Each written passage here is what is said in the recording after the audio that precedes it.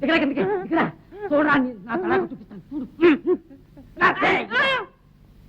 కత్తి కింద పడాయి పడేయమంటావా? పడేరా అయ్యో కత్తి పొడిచేస్తాను పదరా పదరా సన్నాసి పద. ఈ ఊరికి ఎందుకు వచ్చారా? నేను రాలేదండి, చిలక ఊరికి పోదామని బయలుదేరాను. బుద్ధి గడ్డి తిని పులూరుకు వచ్చి పట్టుబడ్డాను. నన్ను వదిలేండి. ప్రాణాలతోనా? ప్రాణం కావాలంటే చూసుకోండి, మనిషిని వదిలిపెట్టండి. నేను వదులుతానా? పడతావేమిట్రా? నాతో కూడా 60 మంది వచ్చారు, వాళ్ళందరినీ వదిలిపెట్టినాను. వాళ్ళ పని తర్వాత పడతాం, ముందు నీ పని. అయ్యో నొప్పి. నువ్వేనా దళపతిగా వచ్చావు? లేదు, నా ముఖానికి దళపతి ఒకట. నేను దళపతిని కానండి, సిపాయిని. అసలు నాయకులు కాలవర్మకు కాలం దగ్గర పడినట్లుంది.